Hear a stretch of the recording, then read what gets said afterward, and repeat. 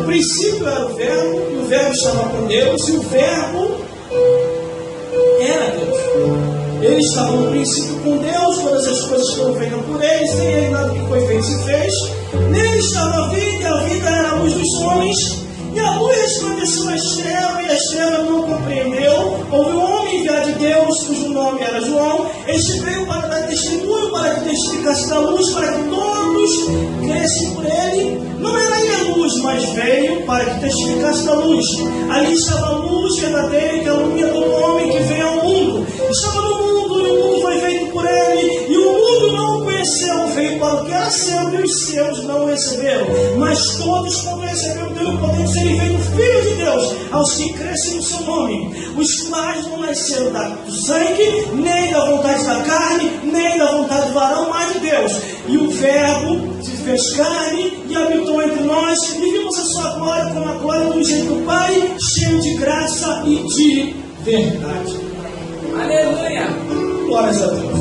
Nós fizemos essa leitura novamente para que haja-se uma compreensão na sua mente e no seu coração. Glória a Deus! Quem é esse Verbo que a Bíblia diz que no princípio era o Verbo, e o Verbo estava com Deus, e o Verbo era Deus? Aleluia! Este Verbo tão falado e catalogado aqui no primeiro versículo, este Verbo é Jesus Cristo de Nazaré.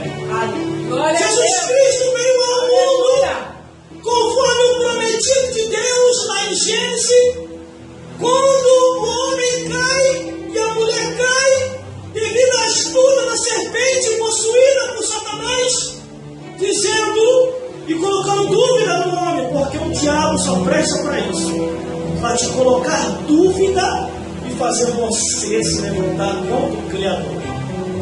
Aleluia! O homem cai, a mulher cai. Deus, onisciente, onipresente, onipotente, chega a Adão, onde tu estás? Você acha que Deus sabia onde Adão estava? Adão estava escondido, se apresenta e diz: Senhor, me escondi porque estava nu. E Deus pergunta: quem te falou que você estava nu? A mulher: tu me deste. Ainda mais que o homem foi desaforado, não assumiu a culpa, botou a culpa na mulher, ainda botou a culpa em Deus. A mulher que tu me deste, não tem nada a ver com isso. Aí Deus vai na mulher. Daqui a pouquinho não vai entender a revelação. Aí Deus vai na mulher. Mulher, por que fizeste isso? A mulher chora e diz: Senhor, a serpente me enganou. Aí Deus vira para a serpente e diz assim: serpente maldita, tu rasteirás, comerá pão. Homem, do suor do teu rosto tirarás o teu sustento. Mulher, multiplicarei a tua dor na hora do parto. Muitos dizem assim: não, a mulher não sentia dor, ela sentia. Deus só multiplicou. Está escrito: multiplicarei a tua dor. Glórias a Deus. Aí dali vem a sentença que Deus disse assim: eis que nascerá um, que esmagará a tua cabeça. Aí vamos correr agora nas profecias.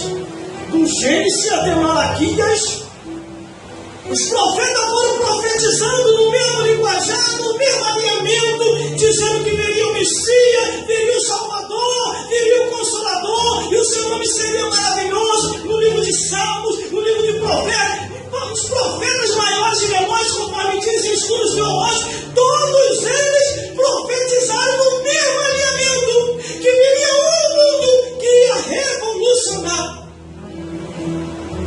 Vai chegar o tempo em que Deus, Ele observa: não vou enviar o meu filho na época de Nabucodonosor, não vou enviar o meu filho na época dos medos e dos persas.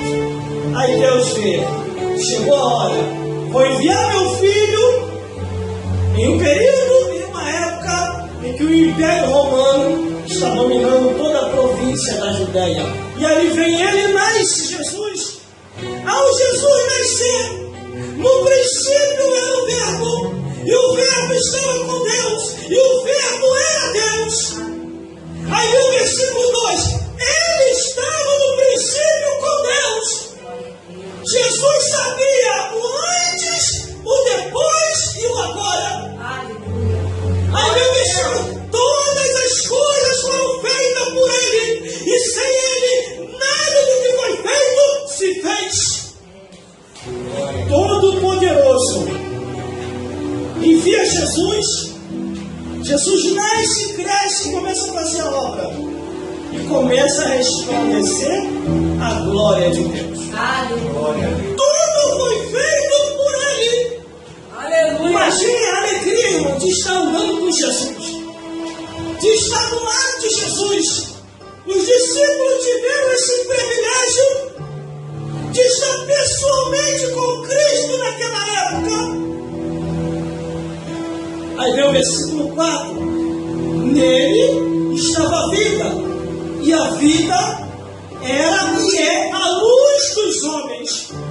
Todo aquele que aceita Jesus e caminha com ele, essa luz já permanece na sua vida. Essa luz é tão forte que às vezes você não percebe e não vê, mas o que está endemoniado consegue ver a luz que está em você. Aleluia. Glória a Deus.